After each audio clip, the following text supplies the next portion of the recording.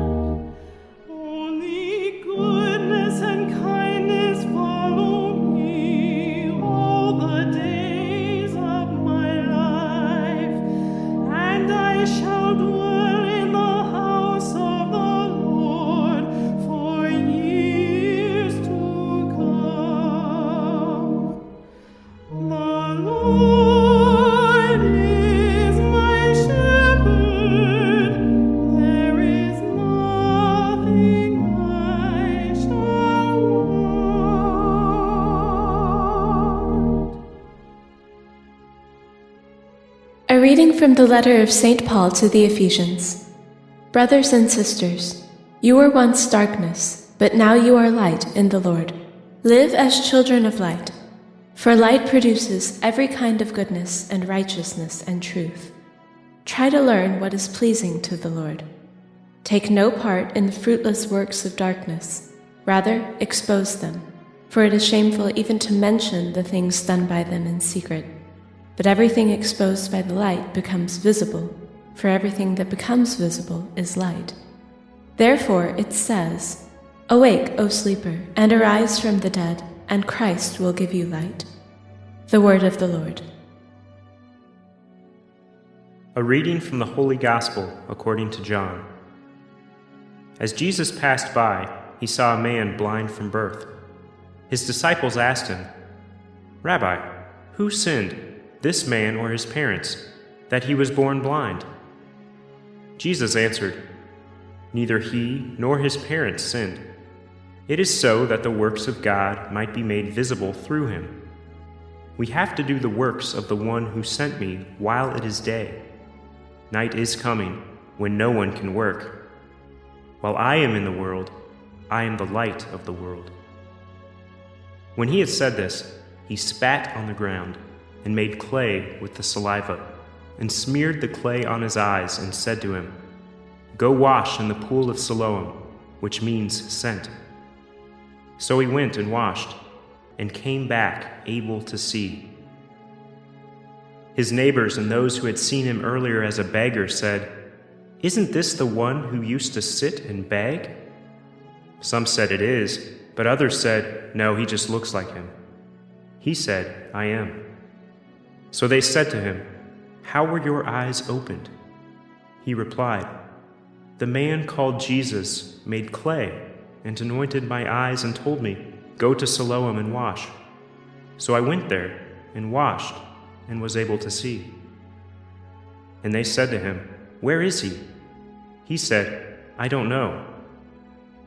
They brought the one who was once blind to the Pharisees. Now Jesus had made clay and opened his eyes on a Sabbath. So then the Pharisees also asked him how he was able to see. He said to them, "He put clay on my eyes, and I washed, and now I can see." So some of the Pharisees said, "This man is not from God, because he does not keep the Sabbath." But others said, "How can a sinful man do such signs?" And there was a division among them. So they said to the blind man again, "What do you have to say about him, since he opened your eyes?" He said, "He is a prophet." Now the Jews did not believe that he had been blind and gained his sight until they summoned the parents of the one who had gained his sight. They asked them, "Is this your son, who you say was born blind? How does he now see?" His parents answered and said, "We know that this is our son and that he was born blind. We do not know how he sees now, nor do we know who opened his eyes. Ask him, he is of age, he can speak for himself." His parents said this because they were afraid of the Jews, for the Jews had already agreed that if anyone acknowledged him as the Christ, he would be expelled from the synagogue. For this reason his parents said, "He is of age, question him." So a second time they called the man who had been blind and said to him, "Give God the praise, we know that this man is a sinner." He replied, "If he is a sinner, I do not know. One thing I do know is that I was blind and now I see." So they said to him, "What did he do to you? How did he open your eyes?" He answered them, "I told you already and you did not listen. Why do you want to hear it again? Do you want to become his disciples too?" They ridiculed him and said, "You are that man's disciple. We are disciples of Moses. We know that God spoke to Moses, but we do not know where this one is from." The man answered and said to them, "This is what is so amazing, that you do not know where he is from, yet he opened my eyes. We know that God does not listen to sinners, but if one is devout and does his will, he listens to him. It is unheard of that anyone ever opened the eyes of a person born blind. If this man were not from God, he would not be able to do anything." They answered and said to him, "You were born totally in sin, and are you trying to teach us?"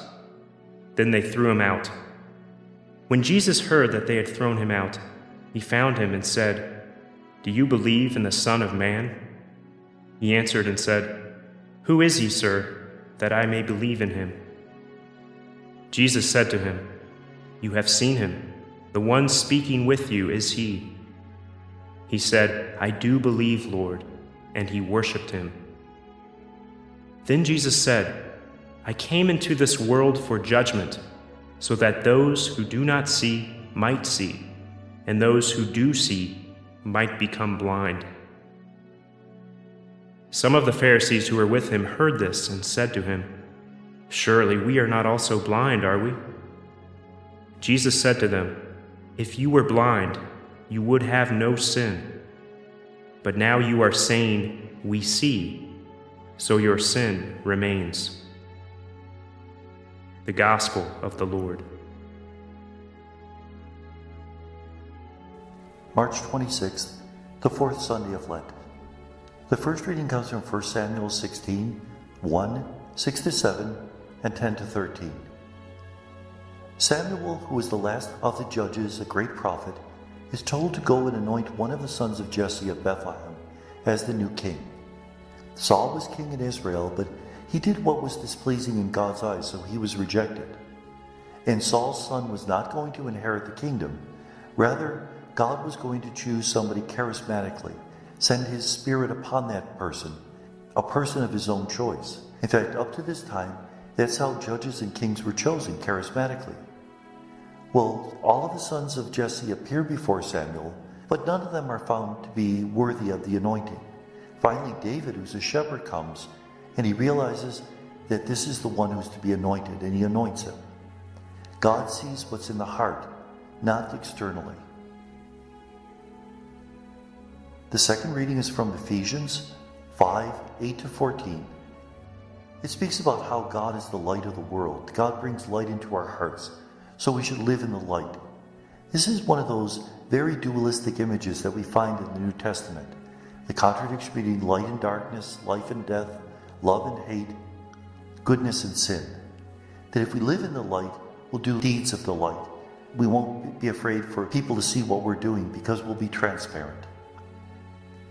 The Gospel is from John 9, 1-41. There's a man who's blind since birth, and Jesus is passing by with his disciples, and the disciples say, "Is this man blind because of what he did or his parents?" Now, that's very rude if you consider the fact that the man is blind, he's not deaf. Here's what they're saying.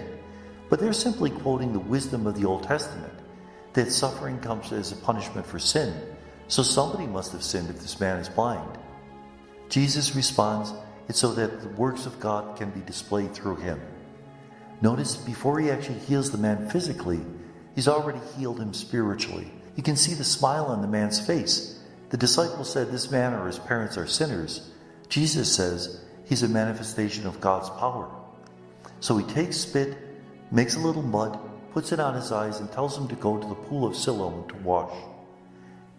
Now, that will get Jesus in trouble because making mud is considered an act of work. And we'll hear later in the passage that this is the Sabbath. You're not supposed to work on the Sabbath. In fact, there's a second form of work that Jesus does. He heals the man. The law was you could heal a person if the person was at the point of death. This man has been blind since birth, so the Pharisees are thinking, why doesn't he wait another day? And Jesus is thinking, he's been blind since birth. I won't make him wait another second. The man goes, washes, and sees. Notice how easy it is. It's as if Jesus simply has to do a small action and overcomes the powers of evil. When he comes back, the people who knew him aren't sure it's him because they really never knew him. They only knew him as a disability, the man who's blind since birth. They never knew he's Sam or Frank or whatever. That's how we often treat people with various handicaps. We look at the handicap and not the person. The Pharisees question this man. Who did this? How did he do it? And the man responds that Jesus is a prophet. All throughout this reading, the man uses various terms for Jesus. He's a man from God, he's a prophet, and it slowly rises in importance until at the end of the reading, he worships Jesus, something you do only to God.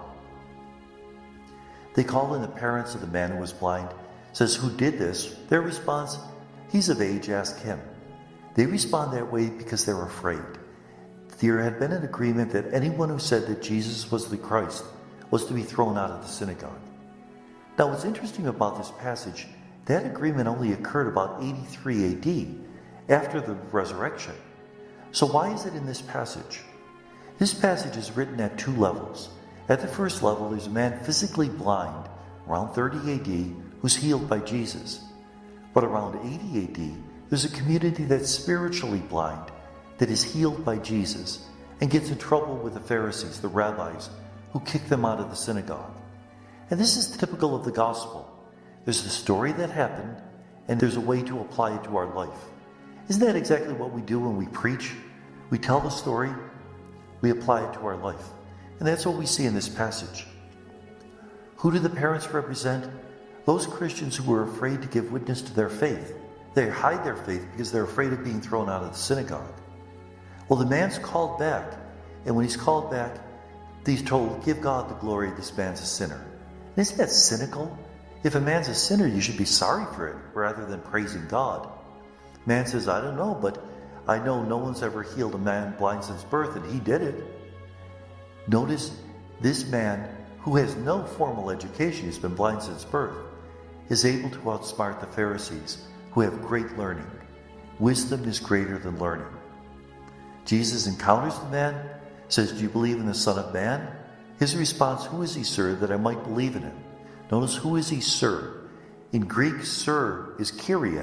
So he's really saying, who is he, Lord? Lord being the title for God. Without even realizing it, the man is telling the truth about Jesus. What does Jesus say? "The one speaking to you, I am." Again, notice "I am," the title for God. The man falls on his knees and worships him. What did the Pharisees say? "Are you saying that we're sinners?" The whole passage plays with the idea of who's a real sinner. Is it the man who's blind? Is it his parents? Does it turn out to be? The Pharisees. Because they've been given the chance to see, and they choose darkness. God has appeared to them, showing them this powerful miracle, and they choose to remain in their death and their ignorance. And may God bless us.